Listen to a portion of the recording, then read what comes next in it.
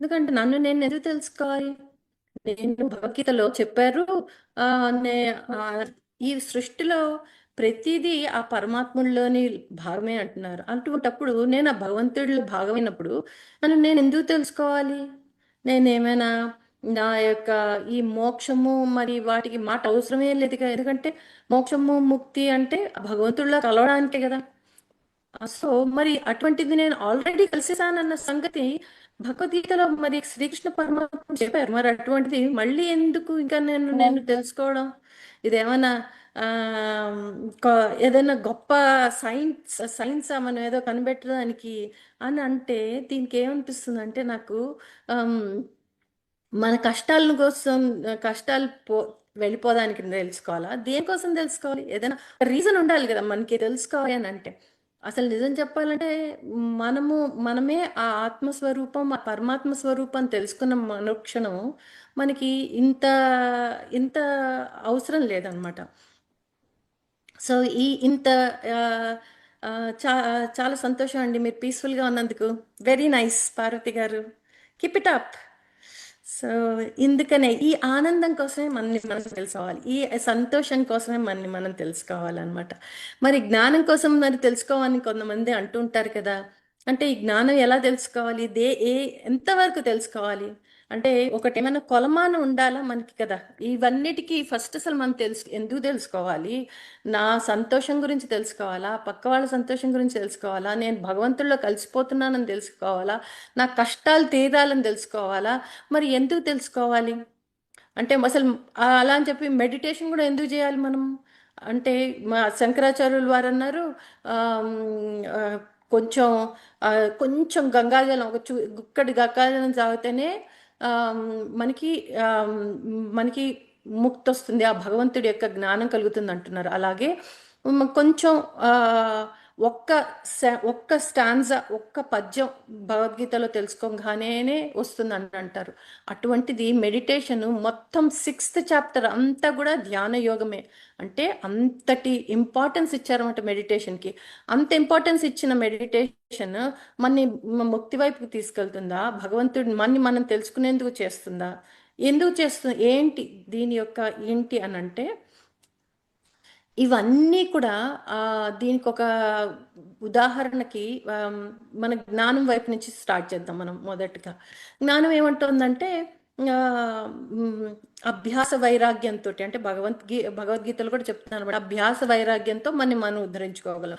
అందుకనే మనం రిపిటేటివ్గా మనం ఇలా మెడిటేషన్స్ చేస్తున్నాం, ఒక రోజు అందరితో మాట్లాడుకుంటున్నాం, ఇలాగా సంతోషంగా చాలా విషయాలు తెలుసుకుంటున్నాం, పుస్తకాలు తెలుసుకుంటున్నాం, అలా చదువుతున్నాం, ఎన్నో రకాలుగా వింటున్నాం, ఎన్నో రకాల టీవీ షోలు వింటున్నాం, దేవుడి పాటలు వింటున్నాం, ఒకళ్ళొకళ్ళతో మాట్లాడుకునేటప్పుడు వాటి గురించి మాట్లాడుకుంటున్నాం. అంటే మనము ఇప్పుడు స్టెప్స్ అన్నమాట. ఇప్పుడు ఒక చోటు నుంచి ఇంకో చోటుకి వెళ్ళాలంటే సపోజ్ యుఎస్ నుంచి ఇండియాకి వెళ్ళాలనుకో, దాని స్టెప్స్ ఏంటి? మొదట నా సూట్ కేస్ ప్యాక్ చేసుకోవాలి, ఆ, ఈ టికెట్స్ తీసుకోవాలి, ఇవన్నీ అంటే ఒక స్టెప్ వైజ్గా. అలాగే ఇది కూడా ఒక స్టెప్ వైజ్గా నేర్చుకుంటున్నాం అనమాట. అందుకని కూడా మనం తెలుసుకుంటున్నాం. ఎందుకు తెలుసుకుంటున్నాం అంటే ఒక్కొక్కటి స్టెప్ ఒక్కొక్కటి ముందరికి వెళ్తూ ఉంటే తెలుసుకుంటాం, ఇంకా ఎక్కువ మన గురించి తెలుసుకుంటాం అని. మన గురించి తెలుసుకుంటే ఏమొస్తుంది చివరికి? మనకి ఏం తెలుస్తుంది అని అంటే మనం భగవంతుడనే తెలుస్తుంది. అది తెలుసుకోవడానికి వెళ్తున్నాం అనమాట. అంటే ఇక్కడ మళ్ళీ జ్ఞానం వైపుకి వెళ్ళాం అనుకోండి. జ్ఞానం వైపు చూస్తూ ఉంటే చాలా మంది వేదవ్యాసుల వారు తపస్సు చేశారట. తీవ్రంగా తపస్సు చేసి ఏం కావాలి అని అంటే మా బ్రహ్మదేవుడికి కోరుకుంటే అంటే అంటట, నాకు జ్ఞానం ప్రసాదించండి. ఎందుకు జ్ఞానం ప్రసాదించాలంటే దాని అంచులు, నేను జ్ఞానం యొక్క అంచులు తెలుసుకొని మరింత జ్ఞాన బోధ చేస్తాను అని చెప్తారు. అప్పుడు బ్రహ్మదేవుడు అంటారట, జ్ఞాన రాశిని చూపించి, అగో చూసావా అది కొండంత రాసి, అంత ఉంది జ్ఞానము, ఆ జ్ఞానాన్ని నేనే తెలుసుకోలేకపోయాను అని అంటారు. అంటే ఈ సృష్టికర్తకే అజ్ఞానం తెలియదు అన్నమాట. అంత జ్ఞానం ఉందన్నమాట ప్రపంచంలో. అంతటి జ్ఞానం ఉన్నప్పుడు ఆ, మ్, మనము ఎంత తెలుసుకో అంటే నీకు నేర్చగలను అని అంటే అప్పుడు ఆయన ఆశ్చర్యపోతారు. ఓహో, ఇంత జ్ఞానం ఉందా, సరే అయితే నాకు కావాల్సిన జ్ఞానం నాకు ఇవ్వండి అని అంటారు. అప్పుడు బ్రహ్మదేవుడు నాలుగు పిటికలు ఇస్తారన్నమాట. ఆ జ్ఞాన రాశిని ఆయన ఏం చేస్తారు, తన నలుగురు శిష్యులకి ఆ జ్ఞానాన్ని నాలుగు విభాగాలుగా విభజించి నలుగురు శిష్యులకి ఇస్తారు. ఆ జ్ఞానాన్ని ఎంతవరకు చదువుతూనే ఉన్నారట. ఆ జ్ఞానాన్ని నాలుగు వేదాల కింద చేశారు. మీకు ఆ వేదం యొక్క పేర్లు తెలిస్తే అవి రాయండి. ఎవరు ఫస్ట్ రాస్తారో చూద్దాం. సో సో ఆ నాలుగు వేదాలు చేశారట వాళ్ళు.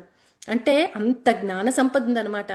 ఎంత జ్ఞాన సంపద ఉంది అంటే అనంతమైన జ్ఞాన సంపద ఉంది. దీన్ని ఏమంటారు మనం, ఆ ఎవరికైనా తెలిస్తే నాలుగు వేదాల పేర్లు రాయండి. ఇది ఇంటరాక్షన్ కదా, రాయండి. నేను తప్పకుండా. సో అయితే ఈ నాలుగు వేదాల్లో ఒక మొదటి వేదము అంటే మీరు రాసిన తర్వాత చెప్తాను పేర్లు. వాటి మొదటి వేదం ఏం చెప్తుంది మనకి, క్రియేషన్, మన సృష్టికర్త గురించి, సృష్టి గురించి చెప్తుంది. రెండోది ఏం చెప్తుంది మనకు, అసలు అసలు జీవిత విధానాన్ని ఎలా చూజ్ చేసుకోవాలో చెప్తుంది. మన రోజువారీ ఎలా నిలబడాలో చెప్తుంది, ఎలా బ్రతకాలో చెప్తుంది.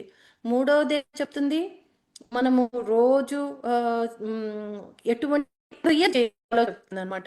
ఎటువంటి తంతులు చేయాలో చెప్తుంది. నాలుగవది ఏం చెప్తుంది, భక్తి చెప్తుంది, పాఠం చెప్తుంది, పాఠాలు చెప్తుంది. సో చాలా బాగా రాస్తున్నారండి. సో భవానీ గారు బాగా రాశారు. ఇంకొకటి ఉందండి, చేసే మీకు వచ్చేస్తుంది మీకు ఇది కూడా. సో ఇంత ఉందన్నమాట, ఇంత జ్ఞానాన్ని ఉంది. సో ఇంత జ్ఞానం ఉన్నప్పుడు దీన్నే ఏమంటామంటే, సైన్స్ కూడా ఒక విధంగా చెప్పిందన్నమాట దీన్ని. మనం మ్యాటర్ ఎంత ఉంది అని అంటే ఈ సృష్టిలో 0.0000001% ఉందిట. అదే ఎనర్జీ ఎంత ఉంది అంటే 99.9999999% ఉందిట. అంటే ఏంటి,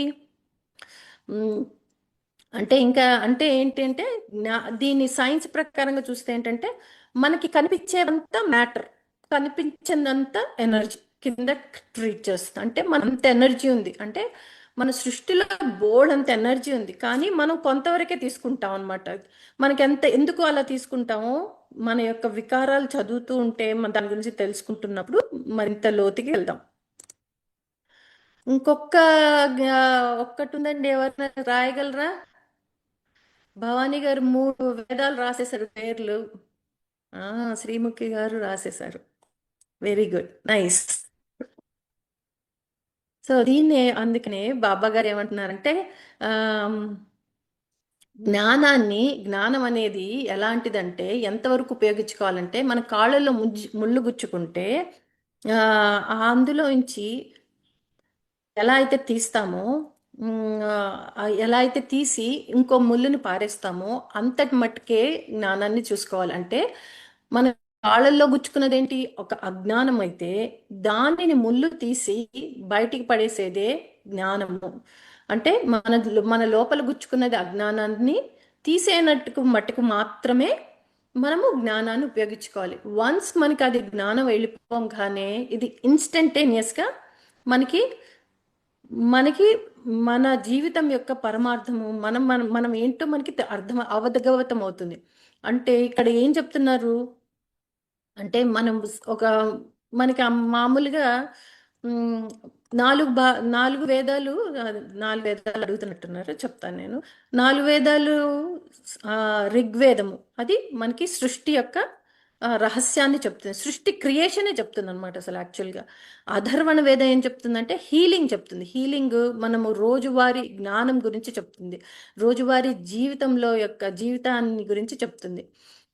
యజుర్వేదం ఏం చెప్తుందంటే మనము ఎటువంటి తంతువులు చేయాలి, ఎటువంటి యాక్షన్స్ తీసుకోవాలి, ఏ ఏ పనికి ఎలా స్పందించాలని చెప్పేది యజుర్వేదం. సామవేదము భక్తికి, మెలోడీ, డివోషన్ గురించి యజుర్వేదం. అది రాసిన వాళ్ళందరికీ గుడ్, థ్యాంక్ యూ అండి. సో ఇప్పుడు మనం మళ్ళీ వద్దాం, మళ్ళీ మనము జ్ఞానం వైపుకి వచ్చాం కదా. సో మనం దేని గురించి నేర్చుకోవాలి ఇవి మనకి అసలు అంటే, ఫస్ట్ మనందరికీ తెలుసు కదా, మనకి ఏమున్నాయి, మైండ్, బాడీ అండ్ సోల్ కదా. ఆత్మ, అయితే ఎప్పుడైతే ఆత్మ ఎక్కడి నుంచి వచ్చింది, మన పూర్ణాత్మ నుంచి వచ్చింది. కదా.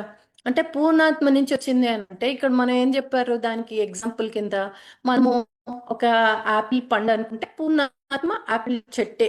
అంటే ఎంతో మంది యాపిల్స్ ని ఎలా అయితే కాసిందో పూర్ణాత్మ కూడా ఎంతో మందిని ఆ తన యొక్క ఆ, చెట్టు ద్వారా ఇచ్చారు అనమాట. ఎంతో మంది సోల్స్ ఉన్నారు. అంటే మనం అందరం కూడా ఇక్కడ ఒక్కొక్క యాపిల్ కింద అనుకున్నాం అనుకోండి. అంటే ప్రతి ఒక్క యాపిల్ కి తాను చెట్టు చేసే అవకాశం వస్తుందా రాదా? చెట్టు అంత కేపబిలిటీ ఉందా లేదా? ఉంది. సో ఆ కేపబిలిటీని దాన్ని సోల్ కింద మాట్లాడతాం. అంటే దాన్ని ఆ కేపబిలిటీని ఆ చెట్టుని మన సోల్ కింద మాట్లాడతాం. మరి ఆ సోల్ కి ఏం కావాలి? ఆ soul is a pure soul కదా. మన సోల్ కి ఏం కావాలి? ఎప్పుడు ప్రేమ కావాలి, ఎప్పుడు సంతోషం కావాలి, ఎప్పుడు ఆనందం కావాలి, ఎప్పుడు ధర్మం కావాలన్నమాట. సో ఎప్పుడైతే ఇది ఇచ్చామనుకోండి, మైండ్ ఏం చేస్తుంది? కామ్ గా ఉంటుంది. అది అది ఇవ్వకలేదు అనుకోండి, మైండ్ అది ఇది చేయనా, అది చేయనా, అది కావాలా, నాకు ఈ సక్సెస్ వస్తే సంతోషమా, ఆ సక్సెస్ వస్తే సంతోషమా, ఈ ఆ, ఇది సాధించాలా, అది సాధించాలా అని మైండ్ తిరుగుతూ ఉంటుంది అన్నమాట. మైండ్ అందుకనే చంద్రుడితోటి కూడా మనల్ని చెప్తూ ఉంటారు. ఎందుకు చంద్రుడితోటి చెప్తూ ఉంటారంటే ఆ అలా తిరుగుతూ ఉంటుంది కాబట్టి. ఎప్పుడైతే మైండ్ తిరుగుతూ ఉంటుందో ఒక రకంగా, ఒక రోజు సంతోషంగా ఉంటుందో, ఒక రోజు బాధగా ఉంటుంది, ఒక రోజు దుఃఖంగా ఉంటుంది. సో అందుకని కూడా చెప్తూ ఉంటారు. ఎప్పుడైతే మైండ్ తిరుగుతూ ఉంటుందో బాడీ ఏమవుతుంది? సఫర్ అవటం మొదలు పెడుతుంది. బాడీ చూపిస్తుంది అన్నమాట బాడీలో. అందుకనే చా చాలా స్ట్రెస్ ఉంటుంది ఉన్నప్పుడు మన జుట్టు తెల్లబడిపోతుంది అని అంటారు. కొంతమందికి 20 ఏళ్ళకి 30 ఏళ్ళకి తెల్లబడిపోయింది. కొంతమంది అంటారు మాకు జెనెటిక్స్ అంటారు. కానీ వాళ్ళలో స్ట్రెస్ లెవెల్స్ టూ హ్యూజ్గా ఉంటుందన్నమాట. వాళ్ళొక్కళ్ళకి ఎందుకు వస్తుంది ఆ జుట్టు తెలుపు, మిగతా వాళ్ళకి, వాళ్ళ ఇంట్లో వాళ్ళకి రాలేదు అని అంటే మిగతా వాళ్ళకంటే కూడా వాళ్ళలో ఉన్న స్ట్రెస్ లెవెల్స్ ఎక్కువని చూపిస్తూ ఉంటుంది. సో ఈ బాడీ ఎప్పుడైతే చెప్తుందో అలా అవుతుంది. అంటే వీటినే మనం తీసుకెళ్లేటప్పుడు మనం ఈ మైండ్ని, బాడీని కరెక్ట్ చేయకపోతే మనం మన బాడీని వదిలేసేటప్పుడు, వెకేట్ చేసేటప్పుడు ఇవి నేర్చుకున్న పాఠాలని అది తీసుకెళ్ళిపోయి దాన్నే లో నెక్స్ట్ లైఫ్ రావడం, మళ్ళీ నేర్చుకోవడం, మళ్ళీ నెక్స్ట్ లైఫ్ రావడం, మళ్ళీ నేర్చుకోవడం. సో కానీ ఆ దీన్ని ఒక్కసారిగా నేర్చుకోవచ్చా అని అంటే ఒక విధంగా కాదనే చెప్పాలి. సైన్స్ ప్రకారంగా అయితే కాదనే చెప్తుంది. కానీ స్పిరిచువాలిటీ మాత్రము ఎస్ అని అంటుంది. ఎందుకు చెప్తానో వినండి ఇక్కడ. మనము మెడిటేషన్లో ఉన్నప్పుడు ఏం చేస్తాము? ఒక థింకింగ్ స్టేజ్ అంటే మన మైండ్కి మూడు భాగాలు ఉన్నాయి. ఒకటేమో థింకింగ్ స్టేజ్, ఒకటేమో బీయింగ్ స్టేజ్, ఒకటేమో డూయింగ్ స్టేజ్ అనమాట. అంటే ఏంటంటే నేను ఒక ఆలోచిస్తాను. అంటే సపోజ్ నేను ఒక ఫ్యాన్ వేయాలనుకోండి, ఫస్ట్ ఏమనుకుంటాను? ఫ్యాన్ వేయాలి అని అనుకుంటాను, అది థింకింగ్ స్టేజ్. తర్వాత ఫ్యాన్ కోసము ఆ ఫ్యాన్ స్విచ్ కోసం వెళ్తాను, అది బీయింగ్ స్టేట్ అనమాట. తర్వాత then that is a doing state, sorry. Then ఆ తర్వాత ఏమొస్తుంది? దెన్ నేను అది తీసుకుంటాను, దెన్ అది ఆ పని చేస్తాను. సో దాన్నే డూయింగ్ స్టేట్ అంటారు. దీన్నే ఇచ్ఛాశక్తి, క్రియాశక్తి, ఇంకోటి చెప్పండి మీకోసమే అది. ఇచ్ఛాశక్తి, ఇంకోటి ఉంది ఫస్ట్ మధ్యలో చెప్పలేదు మీకు. సో మీకు గుర్తుకొచ్చిన వాళ్ళు చేయండి, అది రాయండి, తర్వాత మళ్ళీ చెప్తాను నేను ఈ లోపల. జ్ఞానశక్తి, మీ జ్ఞానశక్తి కరెక్ట్. సో మనకి అందుకని అనమాట ఇవి మనం నేర్చుకుంటాం అనమాట. వీటి ద్వారా మాత్రమే మనం క్లీన్ చేసుకుంటాం మొదలు పెడతాం అనమాట. అంటే దీన్ని ఏం చేస్తున్నాం అంటే ఇక్కడ ఒక రివర్స్ ఇంజనీరింగ్ చేస్తున్నాం అనమాట. అంటే మన బాడీని ఏం చేస్తున్నాం? మన మైండ్కి తగ్గట్టుగా మెడిటేషన్లో ఏం చేస్తున్నాం? మన బాడీని మైండ్కి తగినట్టుగా దాని మైండ్ స్విచ్ ఆఫ్ చేసి మన డైరెక్ట్గా ఆత్మలోకి ట్రావెల్ చేస్తున్నాం అనమాట. ఎప్పుడైతే ట్రావెల్ చేస్తున్నామో అంటే ఇక్కడ ద్వారా మన మైండ్ని బాడీ ద్వారా సోల్కి ట్రావెల్ చేస్తున్నాం, మైండ్ని స్విచ్ ఆఫ్ చేస్తున్నాం అనమాట. అది ఇక్కడ మట్టుకే, ఈ భూమి మీద మట్టుకే మనం అది చేయగలం. అందుకని మనకు ఒక క్లారిటీ వస్తుంది అనమాట దానివల్ల. అందుకని కూడా మనం దీన్ని చేస్తాం అనమాట. దీన్నే అదే కనుక చెయ్యకపోతే మైండ్ ఏమవుతుందంటే ఫాగీగా అయిపోతుంది అనమాట. ఎన్నో ఆలోచనలు. ఒక రోజున ఐస్ క్రీమ్ ఏం తింటావు అంటే కంచంలో అన్ని వేంగానే ఏం తింటావు అని అంటే దానికి అన్నీ ఒకటేసారి తినాలనిపిస్తుంది. స్వీట్స్ తినాలనిపిస్తుంది, అయ్యో బాధ కూడా వస్తుంది. స్వీట్స్ తినాలేకపోయాను నేను. అంటే మనకి ఫుల్ థాలీ ఉందనుకోండి, ఒక 10 వెరైటీలు, ఒక 20 వెరైటీలు ఉన్నాయనుకో, తినలేం కదా. అయినప్పుడు కూడా మైండ్ ఏం చేస్తుందంటే ఓ అది తినాలి, ఇది తినాలి, ఇంకా ఎక్కువ తినాలి, ఇంకా ఇంకా ఇంకా అంటే దానికి తెలియదు అనమాట. ఇక్కడ మైండ్ ఇక్కడే ఉండిపోయింది, మన బాడీ కిందకు వచ్చేసింది. సో పొట్టేమో నాకు బాబోయ్ నాకు వద్దంటుంది, కానీ మైండ్ అదే కళ్ళలో చూస్తూ నేను తినాలి తినాలి అనుకొని చెప్పి ఆ జ్ఞానంతో ఆ ఆ అత్యాసతోటి అది తింట మొదలు పెడుతుంది అన్నమాట. సో అక్కడి నుంచి స్టార్ట్ అవుతుంది. సో అందుకనే కూడా మన బాడీని మైండ్ని దేని ద్వారా మనము ఆ, ఆ, దేని ద్వారా మనం చేయగలము అని అంటే మెడిటేషన్ ద్వారానే చేయటమే కాకుండా ఇంకొంత మటుకు అంటే మనం మెడిటేషన్ గంట సేపు చేస్తాం, తర్వాత మిగతా 23 గంటలు ఎన్నో వింటున్నాం, ఎంతో చదువుతున్నాం, అయినప్పటికీ ఎంతో మంది చెప్తున్నారు, కానీ ఇవన్నీ జరుగుతున్నాయా? లేదు కదా. సో ఇవాళ ఇంకొకటి చెప్తున్నా, ఇంకొక క్వశ్చన్ అడుగుతున్నాను, మీద అది కూడా రాయండి. ఇవాళ మెడిటేషన్లో మీకు నచ్చినది ఆర్ మీరు పట్టుకున్నది ఒక వాక్యంతో, ఒక వర్డ్ తోటి రాయడానికి ట్రై చేయండి. మ్, నేను చెప్తున్నది వింటూ కూడా. ఓకే. సో అంటే ఏంటి, ఇక్కడ మళ్ళీ మనం చెప్తూ ఉంటాం అంటే ఏంటంటే, ఇక్కడ మనం చూసాం అనుకో, ఇప్పుడు మీరు స్విచ్ చేశారనుకోండి, స్విచ్ చేస్తే వెలుగుతుందా వెలగదా? వెలుగుతుంది కదా. వెలగలేదు అనుకోండి, అప్పుడు ఏంటి దాని దాని మీనింగ్ ఏంటి? కనెక్షన్ సరిగ్గా లేనట్టే కదా. అంటే మన ఇంట్లో కనుక స్విచ్ వేసినప్పుడు సరిగ్గా వెలగలేదు అని అంటే కనెక్షన్ లేనట్టు. అంటే అంటే ఇక్కడ స్విచ్ అనేది మనం అనుకోండి, అంటే నేను ఆలోచించిన వెంటనే అది నేను చెయ్యలేకపోతే క్రియాశక్తితోటి, అంటే ఇచ్ఛాశక్తి ఉంది, నేను ఏం చేయాలని అనుకుంటున్నాను, నేను ఐస్ క్రీమ్ తినాలనుకుంటున్నాను. సో ఇచ్ఛాశక్తి చేయాలి అంటే వెంటనే వెళ్ళి నేను తిని రావాలి. అంటే నాకు దానికి జ్ఞానశక్తి కావాలి కదా. సో అది ఆ జ్ఞానశక్తి తీసుకొని నేను క్రియాలో కూడా చేయగలగాలి. ఈ మూడు ఎప్పుడు చేయగలుగుతాము? ఎప్పుడు మైండ్ బాడీ సోల్ ఒకటే ఉన్నప్పుడు చేయాలి. అందుకని నిన్ను తెలుసుకోవాలి, అంతేకాని నువ్వు ఆల్రెడీ భగవంతుడి యొక్క స్వరూపమే, భగవంతుల్లోనే ఉన్నావు కానీ అందుకని అందుకని తెలుసుకోవాలని కాదు. నువ్వు అనుకున్న కోరికని వెంటనే నెరవేరడానికి చేయాలి. అందుకని స్విచ్ గురించి చెప్తున్నాను అనమాట. స్విచ్ ఏంటిదంటే, స్విచ్ వేస్తే వెలగలేదనుకోండి, అంటే ఈ మైండ్ బాడీ సోల్లో ఎక్కడో కనెక్షన్ కుదరలేదన్నమాట. కానీ ట్రాన్స్ఫారం నుంచి ఇంటికి వస్తుంది, ఇంటికి కనెక్షన్ వస్తుంది, ఎలక్ట్రిసిటీ వస్తుంది, అంటే యూనివర్స్ మనతో కనెక్ట్ అయింది, మనం యూనివర్స్తో కనెక్ట్ అవ్వలేదు. ఈ మధ్యకాలంలో ఇంకోటి వింటున్నారేమో మీరు, ఈ సింక్రోనాసిటీస్ గురించి మాట్లాడటము, ఈ 11 గురించి మాట్లాడటము, ఇట్లా 2 గురించి మాట్లాడటము, అలా అంటూ ఉంటారు మీరు. సో ఇంకేమైనా మీకు తెలిసి ఉంటే అది కూడా టైప్ చేయండి. సో ఇవైనా అలాంటివి సింక్రోనాసిటీస్ మాట్లాడుతూ ఉంటారు. అంటే ఏంటి అంటే యూనివర్స్ నీకు ఒక సంకేతం ఇస్తుంది అనమాట. నేను ఆల్రెడీ యూనివర్స్ ఎప్పుడు మనతో కనెక్ట్ అయింది, అంటే ట్రాన్స్ఫార్మర్ నుంచి ఎలాగో ఎప్పుడు మనకి ఎలా అయితే కరెంట్ వస్తుందో మనకి ఎప్పుడు యూనివర్స్ తోటి కనెక్ట్ అయ్యి ఉంది. మనము యూనివర్స్తో కనెక్షన్ కావాలి, అందుకని కోసం కూడా అనమాట. సో సోల్ లెవెల్లో మన అందరము కనెక్ట్ అయినప్పటికీ ఇది బాడీ అండ్ మైండ్ లెవెల్లో కనెక్ట్ అవ్వట్లేదు అనమాట. ఎప్పుడైతే కనెక్ట్ కాకపోయామనుకో, ఎవరైనా టైప్ చేయమను, ఎవరైనా ఏదైనా చేయమని నేను ఎందుకు చేయాలి, వాళ్ళు నాకు చేయమంటే చేయాలా, ఇలాంటి రకరకాల ఆలోచనలు ఇవన్నీ, నేను ఎందుకు ఇలా చేస్తే నేను ఎందుకు అలా అవుతాను, అలా చేస్తే నాకేంటి లాభం, ఇలాంటి క్వశ్చన్స్ వస్తూ ఉంటాయి అనమాట. సోల్ లెవెల్కి వచ్చేసరికి దానికి ఎప్పుడు సంతోషం కావాలి, దానికి ఎప్పుడు ఆనందం కావాలి. సో ఆ ఆనందాన్ని మనం మిస్ అవుతాం అనమాట. అది సో ఎప్పుడైనా సరే మనము మనం ఎంత సంతోషాన్ని ఇవ్వగలగాలి అంటే మనం అనుకున్న డిజైర్స్ ఏదైతే, మా అమ్మాయికి పెళ్లి కావాలి, మా అబ్బాయికి మంచి ఉద్యోగం రావాలి అనుకున్న డిజైర్ వెంటనే అవుతుంది అని అంటే మన thinking brain, doing brain, being brain అన్నీ కనెక్ట్ అయ్యి సోల్ తోటి కనెక్షన్ బాగుంది అన్నట్టు అనమాట. వీటిలో కొన్ని వికారాలు చదువుకున్నాయి వాళ్ళ, ఆల్రెడీ 6 అయిపోయింది. సో కొన్ని వికారాలు ఏంటంటే, అందులో మొదటిది యాంగర్. ఇవన్నీ మనకి తెలిసినవే, కానీ కొంత ఈ సైన్స్ ద్వారా నుంచి మనం కూడా వస్తున్నాం అనమాట. సో ఎందుకంటే మనకి సైన్స్ అని అనుకోండి ప్రతి వాళ్ళు చేయొచ్చు అనుకుంటాం.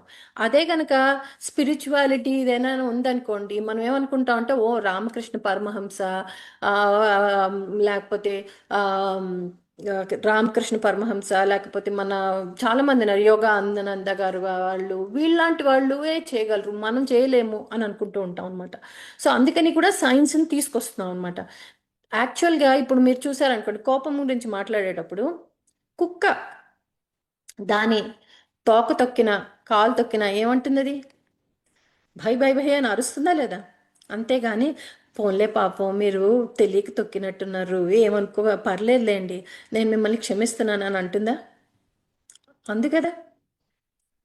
యాంగర్ కూడా సేమ్ థింగ్ అనమాట. అప్పటి నుంచి వచ్చిందనమాట. ఈ యాంగర్ ఎక్కడి నుంచి వచ్చిందంటే మన మనిషి యొక్క శక్తి ఈ ఈ కాలంలో సైంటిస్టులు కొనపెట్టిన గొప్ప విషయం ఏంటంటే మన mind is also coming from, evolving from animals అనమాట. అంటే మన మైండ్ని నువ్వు ట్రైన్ చేస్తూనే ఉంటే గానీ అది వెళ్ళదు అనమాట. అంటే కోపం అంటే ఇక్కడ ఏం చెప్తున్నారు, కోపం అనేది నీ సహజ సిద్ధమైన ఇమోషన్. సో దాన్ని నువ్వు సప్రెస్ చేయక్కర్లేదు, దాన్ని నీకు కానీ అబ్జర్వ్ చేయటం మొదలు పెట్టాలి. అబ్జర్వ్ చేస్తే గనక నీ బాడీ చెప్తుంది. అంటే నీ ఈ తల మటుకు, ఇప్పుడు సపోజ్ ఏదైనా ఒక లడ్డు ఉందనుకోండి, మీరు కళ్ళతో చూసి బాగుంది అనుకొని చెప్పి తింటారు, కడుపులోకి వెళ్ళిన తర్వాత మీకు పడలేదు అనుకోండి, వెంటనే కడుపు వెంటనే బయటకు కక్కేస్తారు. ఎందుకు కక్కుతుంది అంటే బాడీకి తెలుసు ఇది నాకు పడలేదని చెప్పి, కానీ నీ మైండ్కి తెలియట్లేదు, నీ కళ్ళకి తెలియట్లేదు అనమాట. సో అంటే నీ బాడీకి తెలిసిన విషయాన్ని నీ మైండ్కి తెలియదు. అంటే ఇక్కడ చూడండి, మనం తలని సపరేట్ చేస్తున్నాం, బాడీని సపరేట్ చేస్తున్నాం. చూస్తే అప్పుడు తెలుస్తుందా, మీకు అర్థమవుతుందా? ఓ అంటే కొన్ని ఇమోషన్స్ని మనం హృదయంలో పెట్టేసుకుంటున్నాం, కొన్ని ఇమోషన్స్ని పొట్టలో పెట్టుకుంటున్నాం అనమాట. సో అందుకనే సైంటిస్టులు ఏమంటున్నారంటే ఈ మధ్యకాలంలో కొత్తగా, మైండ్కి నువ్వు ఐ మీన్ బ్రెయినే కాదు, కడుపులో కూడా ఒక గట్టికి కూడా ఒక బ్రెయిన్ ఉంది, అలాగే నీ హార్ట్కి కూడా బ్రెయిన్ ఉంది. నీ హార్ట్ కనుక నార్మల్ బాగుంది అంటే, బాగా పెరుగుతోంది, బాగా కొట్టుకుంటోంది అని అంటే, దట్ మీన్స్ దట్ నీ మొత్తం నీ బ్రెయిన్ సిస్టమ్ నార్మల్గా ఉంటుంది అని. ఎప్పుడైతే కోపం అనే ఎమోషన్ కనుక బయటికి వచ్చింది అనుకోండి, అప్పుడు ఏమవుతుందంటే బ్రెయిన్లో ఒకటి అమగ్దల అని చిన్నది ఉంటుందన్నమాట. అది ఏం చేస్తుందంటే మిగతా పనులు అది ఒక పానిక్ బటన్ లాగా సిచ్యువేషన్ చేస్తుందన్నమాట. ఏంటంటే అందరికీ ఊరంతా చాటింపులేస్తారు కదా, అట్లా చాటింపేస్తుందన్నమాట మన శరీరాన్ని అంతటికి. అప్పుడు మిగతా అవయవాలన్నీ తను చేసే పనులన్నిటినీ ఆపేసేసి ఫస్ట్ ఈ కష్టం ఏమొచ్చిందో, ఈ కోపం ఏమొచ్చిందో దాన్ని చూసుకొని దాని మీద కాన్సన్ట్రేట్ చేస్తుంది. అంటే నువ్వు చేయాల్సిన పని అక్కడ ఆపేస్తుంది అనమాట. ఎప్పుడైతే నీకు ఆపేస్తుందో అప్పుడు ఏమవుతుందంటే మనకి మిగతా తను గుండె కొట్టుకోవాల్సింది కొట్టుకోదు.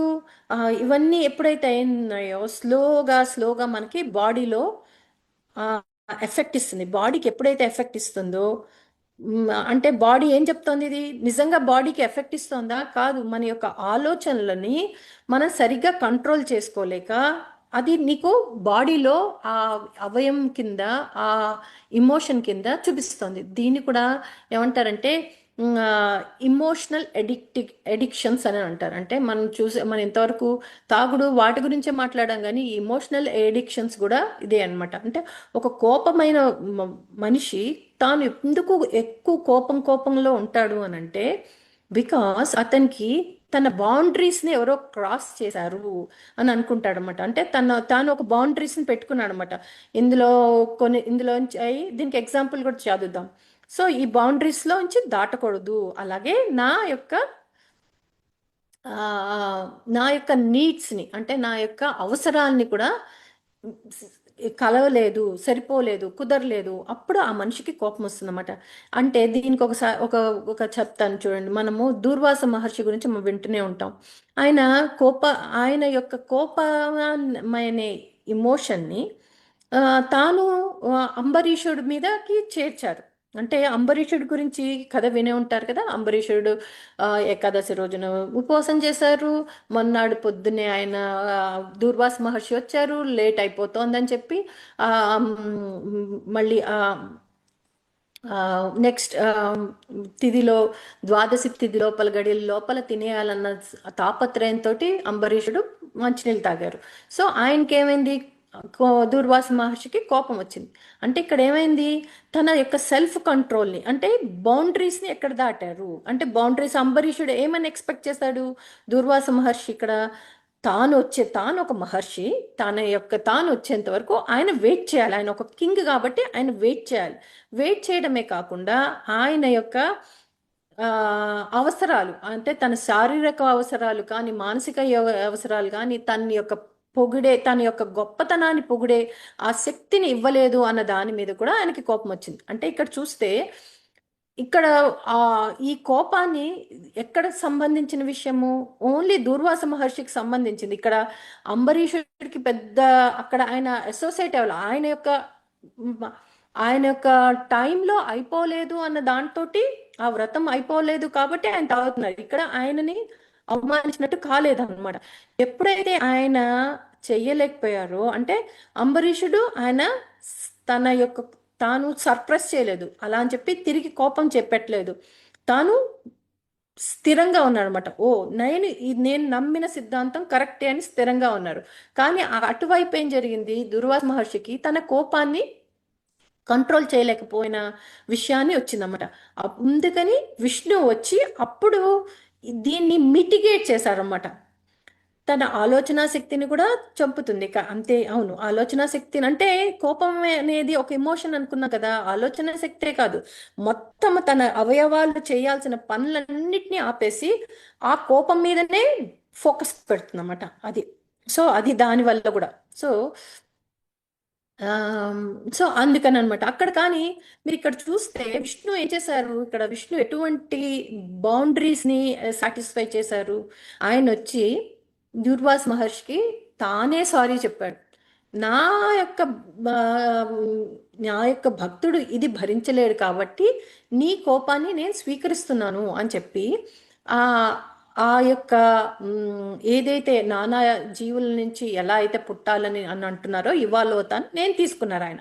సో అంటే ఇక్కడ ఏం జరిగింది అంటే, ఒక కోపం ఉన్న మనిషితోటి మనం మాట్లాడేటప్పుడు ఏం జరగాలి అంటే, అంబరీషుడిలాగా గ్రౌండింగ్ అనమాట, కామ్గా ఉండాలి. విష్ణువులాగా నెమ్మదిగా మాట్లాడాలి. వాళ్ళు గట్టిగా మాట్లాడుతున్నారు, వాళ్ళు అరుస్తున్నారు, వాళ్ళు ఎందుకంటే వాళ్ళ యొక్క అవసరాలు తీరలేదు, వాళ్ళ యొక్క బౌండరీ, వాళ్ళ యొక్క టెరిటరీలోకి మనం ఎంటర్ అయిపోయాం. ఎప్పుడైతే ఎంటర్ అయిపోయామో ఆయన ఏం చేశారు, మనము క్వైట్గా నెమ్మదిగా మాట్లాడాలి అని చూపించారన్నమాట ఇక్కడ మనకి. సో ఎప్పుడైతే మనం నెమ్మదిగా మాట్లాడగలిగామో ఆ ఎదుటి వాళ్ళ కోపాన్ని మనం కంట్రోల్ చేసాం. అంటే ఇక్కడ ఎదుటి వాళ్ళ కోపాన్ని కంట్రోల్ చేసాం. మరి మన యొక్క కోపాన్ని ఎలా కంట్రోల్ చేసుకోవాలి అంటే, మనం ఇందాక కుక్క అనుకున్నాం కదా ఎగ్జాంపుల్, కుక్క రాగానే కోపం తెప్పించుకుంటుంది, అలా కాలు తొక్కగానే. అదే మనమైతే, ఓ అవునా, పొరపాటున తొక్కావా, పర్లేదండి, నేను కొద్దిగా నొప్పిగా ఉంది కానీ ఒక 2 నిమిషాలు ఆగితే నార్మల్ అయిపోతుంది, లేకపోతే ఐస్ పెట్టుకుంటానండి, మీరేం వరి అవ్వకండి అంటాం. అంటే ఆ ఆ మెథడ్ని మనము ఇంప్లిమెంట్ చేసుకోవాలి. అంటే ఆ breath in and breath out మధ్యలో శ్వాస గమనించేటప్పుడు మన బ్రీత్ ఇన్ బ్రీత్ అవుట్లో మధ్యలో ఎక్కడైతే ఆ గ్యాప్ ఉంటుందో, అంటే ఆ గ్యాప్లో ఎక్కడైతే ఆ స్థిరత్వం ఉంటుందో, ఆ స్థిరత్వాన్ని అంబరీషుడిలాగా మనం కూడా అది తెచ్చుకొని మనం కనుక ఉంటే మనలో ఉన్న కోపాన్ని మనము అధిగమించగలం. ఎదుటి వాళ్ళ కోపం మాట్లాడేటప్పుడు విష్ణువులాగా శాంతంగా, ఓకే సారీ అండి, నేను చేసిన తప్పై ఉండొచ్చు, నాకు ఇది అని చెప్పి నెమ్మది గొంతుతోటి, ఎందుకు నెమ్మది గొంతుతో మాట్లాడాలి, బాగా నెమ్మదిగా. ఎంత అంటే వాళ్ళు 100లో మాట్లాడుతుంటే మనం 1లో మాట్లాడాలి. ఎందుకు మాట్లాడాలి అంటే, వాళ్ళు 100లోంచి ఈ 1లో మనం ఏం మాట్లాడుతున్నారో వినాలంటే వాళ్ళ శక్తిని అంతటిని తగ్గించాలి. అర్థమవుతుందా? ఎప్పుడైతే వాళ్ళు తగ్గించి మనం వినాలో, ఫోకస్ చేయాలో, వాళ్ళకి ఆ యాంగర్ అనేది వెళ్తుందన్నమాట. అబ్జర్వింగ్ వస్తుంది అనమాట. అదే ఆ కుక్క నుంచి మనిషికి వస్తాను చూడండి, ఆ అబ్జర్వింగ్ కేపబిలిటీ వచ్చేస్తుంది అనమాట. సో అది ఒక ఎమోషన్. ఇంకొకటి సాడ్నెస్ని మనము ధర్మార్థ కామ మోక్షాల్లో దేని కింద అసోసియేట్ చేయొచ్చో రాయండి ఎవరైనా తెలిసిన వాళ్ళు. సాడ్నెస్ని అంటే బాధని. అంటే బాధ ఎందుకు వస్తుంది మనకి, మనకు తెలిసిన దాంట్లో అంటే ఒక సైన్స్ ఏం చెప్తుందంటే మనకి ఎవరిదైనా మనని ఎవరైనా అర్థం చేసుకోకపోతే మనకి బాధ వస్తుందిట. ఎప్పుడు లేకపోతే ఆ ప్రేమతో కాదు, మోహం, దాన్ని మోహాన్ని, మోహం ఎక్కువ ఉన్నప్పుడు సాడ్నెస్ అండి, కామం కాదు. సో సాడ్నెస్ మోహం వల్ల వస్తుంది అనమాట. అంటే ఎక్కువ ప్రేమ, ఎక్కువ ప్రేమ చూపించాలి, ఆ లేదా వాళ్ళు చూపించలేదు అన్నప్పుడు అనుకో, ఆర్ మనం ఏదో రావాలి అనుకుంటున్నాం, కోరుకుంటున్నాం, అది రాలేదు అనుకోండి, అప్పుడు సాడ్నెస్ వస్తుంది. ఇందుకు మనం మీకు ఒక ఉదాహరణ, ఆ సీతమ్మ వారు ఆ తాను కూర్చున్నప్పుడు చాలా సాడ్గా ఫీల్ అయింది. ఎందుకు సాడ్గా ఫీల్ అయింది? తన యొక్క తన్ని అర్థం చేసుకునేందుకు అక్కడ ఎవరూ లేరు. తన యొక్క ప్రేమని అర్థం చేసుకునేందుకు ఎవరు లేరు. తన యొక్క ఆమ్, ఆ, భర్త దగ్గరికి వెళ్ళేందుకు ఎవరు లేరు. దానికి ఒక మార్గం తెలియట్లేదు అనమాట. సో అక్కడ జరిగింది. కానీ ఆవిడకి ఒక నమ్మకం ఉంది, ఏంటి? తాను జయిస్తానని. దీన్నే ఒక ఆపోజిట్గా తీసుకున్నాం అనుకోండి, మనము అందని దాక్షలు పొందన అంటారు కదా. సో ఏమంటుంది, నాకు ఆ నక్క వెతికింది, ఆ, దూకింది దూకింది, ద్రాక్షలు దొరకాలి దొరకాలి దొరకాలని దూకింది, ఎంతసేపటికి దొరకలేదు అనుకో, అబ్బా పోతే పోయిందిలే అనుకొని వెళ్ళిపోయింది. అంటే ఒక రకమైన డిటాచ్మెంట్ కూడా ఉందన్నమాట. సో మనం ఆ సాడ్నెస్ని జయించడానికి మనకి అమ్మవారు, సీతమ్మవారు ఉన్నారు.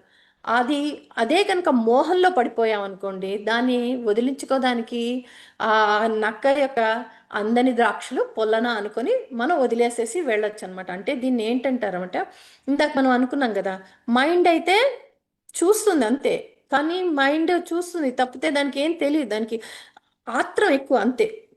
అంతే దాని ఆలోచన. కానీ ఆ మంచి ఆలోచనలన్నీ మనకి పొట్టలోంచి వస్తాయి అనమాట. ఎక్కడి నుంచి పాడే, ఎంత ఎంత బాగా పాడారా, కడుపులోంచి బాగా పాడావు అని అంటారు. అంటే ఏంటి? ఎప్పటి నుంచో నేర్చుకున్నవి, బాగా నేర్చుకున్నవన్నీ ఎక్కడ ఉంటాయంటే మన పొట్టలో ఉంటాయి. అందుకే వినాయకుడిని పెద్ద పొట్ట ఎందుకు చూపిస్తున్నారంటే ఆయన బాగా నేర్చుకున్నారు అనమాట. బాగా నేర్చుకున్నవన్నీ దాచారనమాట. ఎక్కడ దాచారు? పొట్టలో దాచారనమాట. సో దీన్నే అని అంటారు దీన్ని. సో దీనికి ఒకటి సాడ్నెస్ అనమాట. అంతేకాకుండా సాడ్నెస్ని సైన్స్ ఏం చెప్తుందంటే ఎప్పుడు కూడా సప్రెస్ చేయొద్దు. కానీ నీ బాడీలో ఎటువంటి ఏమైనా ఫ్రీక్వెన్సీస్, అంటే ఏమైనా వైబ్రేషన్స్ వస్తున్నాయా, చిన్న చిన్న కదలికలు వస్తున్నాయా అని చూడమని అని అంటుంది అనమాట. సో దానికి ఏం చెప్తుందంటే, సైన్స్ ఏం చెప్తుందంటే, దాన్ని అర్థం చేసుకో. నీకు సాడ్నెస్ దేని వల్ల వచ్చింది, దేనికి వచ్చింది, అది మోహంతో వచ్చిందా లేదా మనకి జెన్యున్గా వచ్చిందా? అంటే జెన్యున్గా తనకి రావాల్సింది రాకుండా వెళ్ళిపోయారనుకోండి, ఒక చిన్న పిల్లవాడు వాడి ఆ, చేతిలోంచి చాక్లెట్ లాగేసుకున్నాం అనుకోండి, వాడు ఏడుస్తాడు, బాధపడతాడు. సో అది అండర్స్టాండ్ చేసుకోమంటుంది సైన్స్. కానీ సైకాలజీ ఏమంటుందంటే, ఓకే, ఇది నీది తీసుకొని వెళ్ళారు, నీకు అందట్లేదు, దానికి యాక్సెప్ట్ చేయి. అంటే నీకు ఇప్పుడు దొరకలేదు అన్న విషయాన్ని యాక్సెప్ట్ చేయి. అంటే ఎప్పుడైతే నువ్వు యాక్సెప్ట్ చేసావో నీ ఎనర్జీ లెవెల్స్ హైకి వెళ్తాయి. అంతే కదా. ఓ, ఈ రోజు రావట్లేదు కానీ నెక్స్ట్ 6 నెలల్లో నేను ఇది సాధిస్తాను, నేను ఇల్లు కొనుక్కుంటాను, ఇల్లు కట్టుకుంటాను 6 నెలల్లో. So that will give you అనే సైకాలజీ ప్రకారంగా అది యాక్సెప్ట్ చేయమంటుంది. అదే కనుక స్పిరిచువాలిటీకి వచ్చేసరికి నువ్వు ట్రాన్స్ఫార్మ్ అంటుంది. అంటే దేనికి ఎలా ట్రాన్స్ఫార్మ్ అవ్వమంటుందంటే, ఆ, ఆ, మనము ఇప్పుడు అమ్మవారు ఏం చేశారు, తన్ని తాను ట్రాన్స్ఫార్మ్ అవ్వడానికి ఏం చేశారు, తాను అగ్నిలో ఆహుతి అయ్యి కొత్త సీతలాగా వచ్చారు కదా. సో అటువంటి బంగారం అంటే ఏదైనా సరే మనము ఆ, మనం ఇప్పుడు మనకి స్విమ్మింగ్ నాకు రాలేదు అనుకోండి, దాని బాధ. నా పక్కన చుట్టుపక్కల వాళ్ళు ఒక 10 మంది స్విమ్మింగ్ చేస్తున్నారు, నేను చేయట్లేదు అంటే అప్పుడు ఏం చేయాలి? నన్ను నేను ఎలా ట్రాన్స్ఫార్మ్ చేసుకోవాలి? అది నేర్చుకొని ఈ శరీరానికి నేర్పించి దాన్ని ట్రాన్స్ఫార్మ్ చేసుకుంటాను అనమాట. సో అది స్పిరిచువాలిటీ చెప్తుంది అనమాట. సో దాన్ని అలా జయించవచ్చు అని చెప్తున్నారు. ఓకే, ఇప్పటి వరకు ఇంకో 2 ఉన్నాయి మనకి. ఒకటి ఫియర్, షేమ్, ఇంకొకటి గిల్ట్ కూడా ఉంది. సో కానీ నేను ఏదేదో స్టోరీ లాగా పురాణంలా కాకుండా ఆ, మీకేమైనా నచ్చిందా, ఇంకేమైనా క్వశ్చన్ ఏదైనా ఉంటే మాత్రం టైప్ చేయండి. ఆర్ మీరు ఈ వీటిల్లో ఎలాగా ఆ, బయటపడ్డారో, ఇటువంటి వాటిల్లో నుంచి ఎలా బయటపడ్డారో ఏమైనా ఉంటే అది రాయండి. So next, fear. ఈ ఫియర్ అనేది ఎందుకు వస్తుంది అని అంటే lack of safety or stability లేకపోతే వస్తుంది అనమాట. సో ఇంకొక వికారం ఏంటి? ఫియర్ అంటే భయం. Lakh of safety, stability, security. ఎందుకు సేఫ్టీ సెక్యూరిటీ ఎందుకు వస్తుందో చెప్తాను చూడండి. ఫియర్, ఇప్పుడు మనం బాగున్నాం, ఎవరు అంతా బాగుంది, సడన్ గా ఎవరో వచ్చి చెప్పారు, మన జాతకం చూసారో జ్యోతిష్యం చూసారో ఏదో చెప్తారు, ఏమండి మీకు ఏం నాట్స్ అని వస్తుంది అని అంటారు. అప్పటి వరకు బాగున్నవాడము ఒక భయం పట్టుకుంది, అయ్య బాబు ఇది 7 ఏళ్ళుట, ఇప్పుడు 7 ఏళ్లలో నాకు ఏమవుతుంది, ఏమవుతుంది, ఏమవుతుంది, ఈ భయం అనమాట. దానికి ఏ గుడికి వెళ్ళాలి, ఏ దేవుడికి పూజించాలి, ఏం చేస్తే నాకు తగ్గుతుంది అంటే ఏం చేస్తుంది ఇక్కడ, ఇక్కడ భయం ఏం పిలుస్తుంది, నీకు చెప్తానమాట. అమ్మో ఇక్కడ వీళ్ళు చెప్తున్నారు, ఇక్కడ నీకు ఒకటి వస్తుంది, అప్పుడు నీకేమవుతుంది, నీ భద్రత పోతుంది, నీకున్న ఆ ఆస్తులో పోతాయి, ఫ్యామిలీలో ఏదో డిస్టర్బెన్స్ వస్తుంది, లేకపోతే ఫ్రెండ్షిప్లో ఏదో వస్తుంది, లేకపోతే అవమానాలు వస్తాయి, లేకపోతే కళ్ళీళ్ళు వస్తాయి, ఇలాంటివి ఏవో వస్తాయిట అనేసరికి మనకి అది భయం పట్టుకుంటుందన్నమాట. అంటే ఈ భయము మీరు చూస్తుంటే మనం ఏమనుకున్నాం, ఇందాక ఫస్ట్లో ఏమనుకున్నాం, ఈ జన్మల నుంచి కూడా వస్తుంది, ఇదేం కొత్త విషయం కాదు ఇది మనకి. మేము మన జంతువులని, ఎన్ని జంతువులని చూసాం మనం, భయపోతున్న జంతువులని.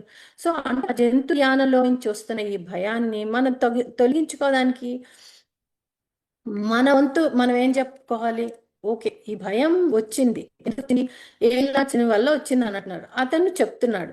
సో ఇది మొత్తం ఇది నాకు ఒక్కళ్ళకే జరుగుతోందా, ఇది అందరికీ జరుగుతుందా, ఎలా వచ్చింది అనేది చాలా మందికి వస్తుంది కదా, మరి వాళ్ళు ఎలా రియాక్ట్ అవుతున్నారు, ఈ ప్రపంచంలో అందరూ ఎలా రియాక్ట్ అవుతున్నారు అని అని ఒక మనకి మనము ట్రైన్ చేసుకోవాలి. అందుకనే మన భగవద్గీతలో ఏం చెప్పారు, అభ్యాస వైరాగ్యం. ఇక్కడ ఏం చేయాలి, మళ్ళీ మనము సైన్స్ అని చెప్తుంది ట్రైన్ చేయి, ఇది నీ ఫియర్ ఇప్పటి నుంచి రావట్లేదు, నీ జంతువుల జన్మల నుంచి వస్తుంది అని అంటున్నాం. అంటే దాన్ని మనము పోగొట్టుకోవాలంటే ఏం చేయాలి, మళ్ళీ భగవద్గీత ప్రకారంగా ట్రైన్ చేయాలి, సైన్స్ కూడా ట్రైన్ చేయాలని అంటుంది. సో అంటే ఏంటి, ఎన్ని రకాలుగా చూస్తున్నా కూడా ఒకటే చెప్తాను అనమాట, అంటే మనం ట్రైన్ చేసుకోవాలి. అంటే ఈ ఫ్యూచర్ అంటే మన సైకాలజీ ఏం చెప్తోంది, ఫ్యూచర్ ఎందుకు వస్తుందంటే మనకి ఫ్యూచర్లో ఏదో జరగకూడదు జరుగుతుందనో, లేకపోతే మనకు ఆ కంట్రోల్ ఉండకపోతుందనో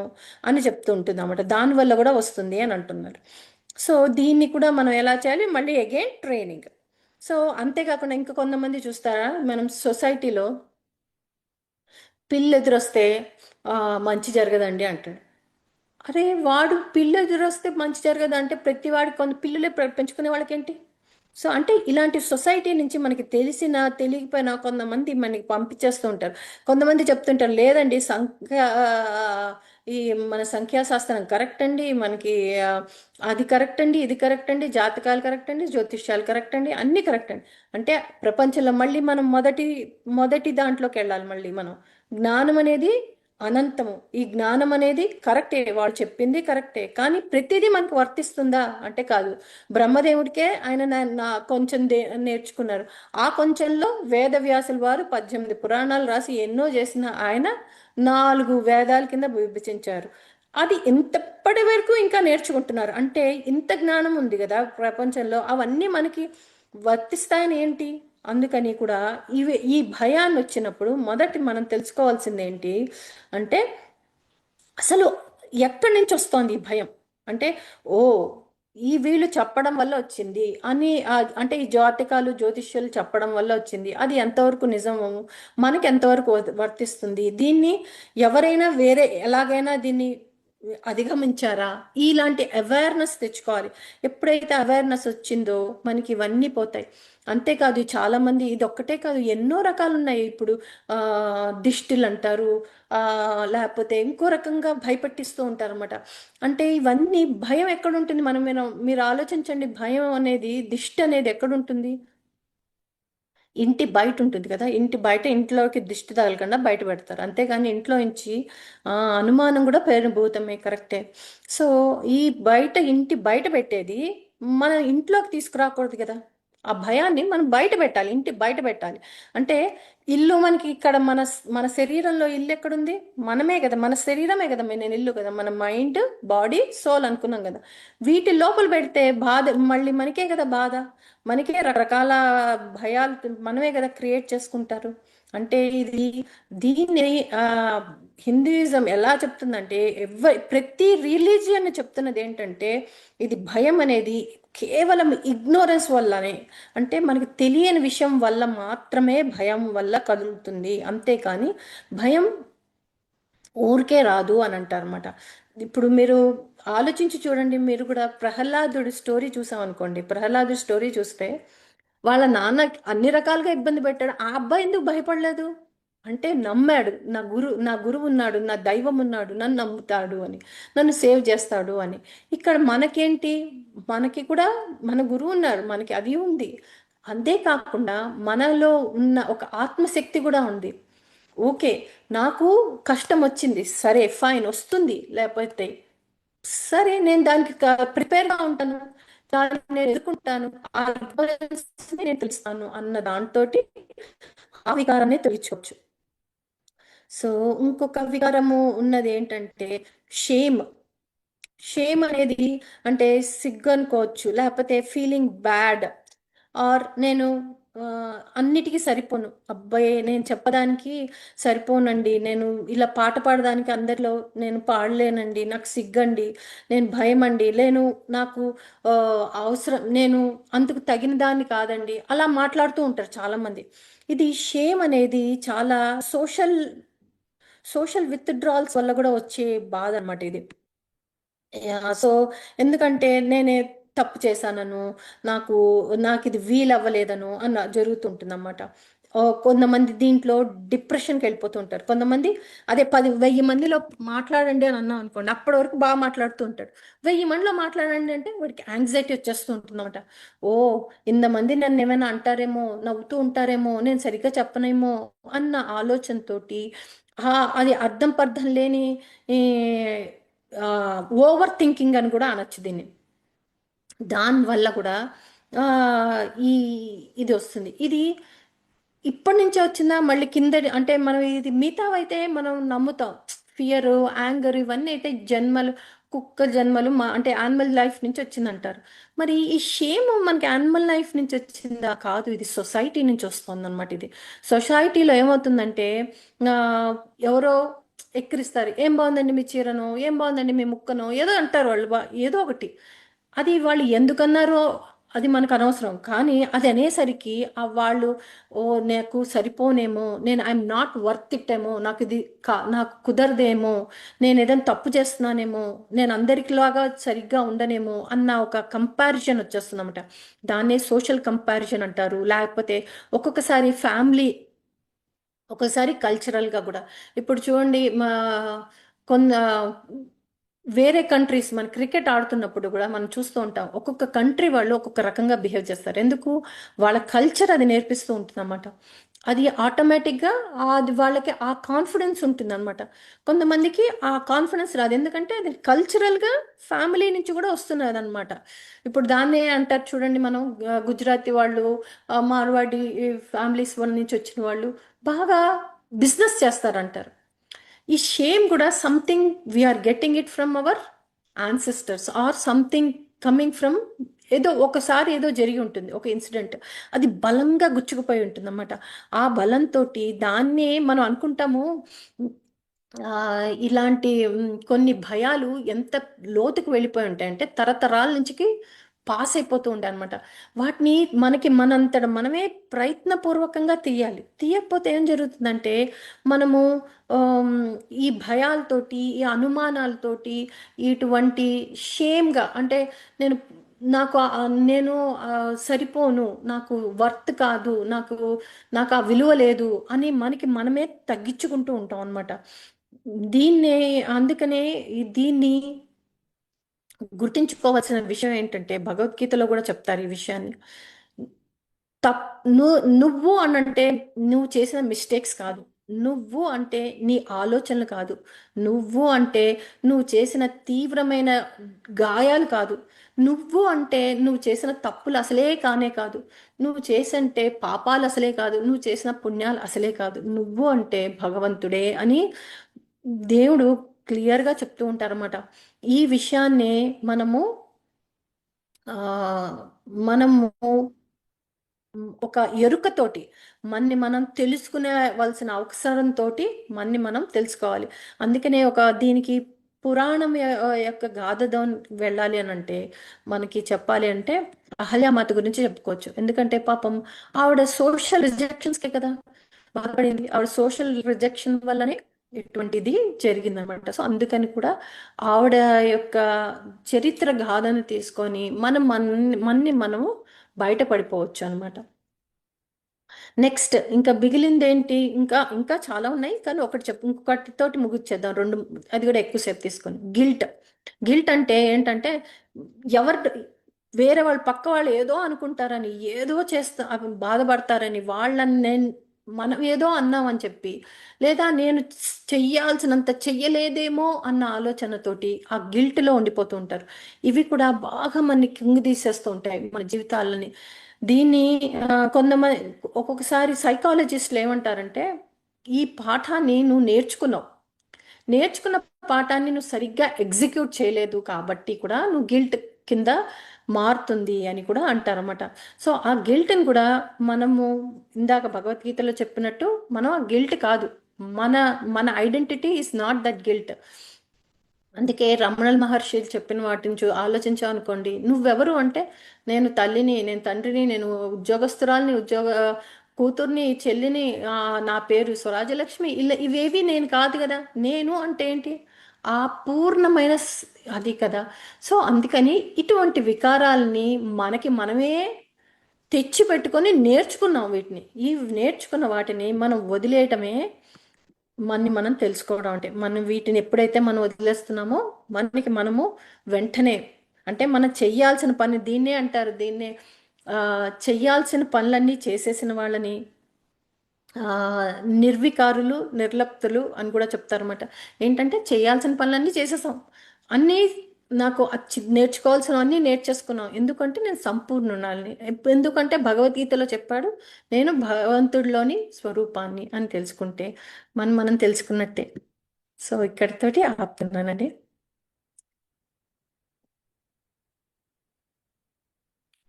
సో ఇంకేమైనా క్వశ్చన్స్ ఉంటే చెప్పండి మాస్టర్స్.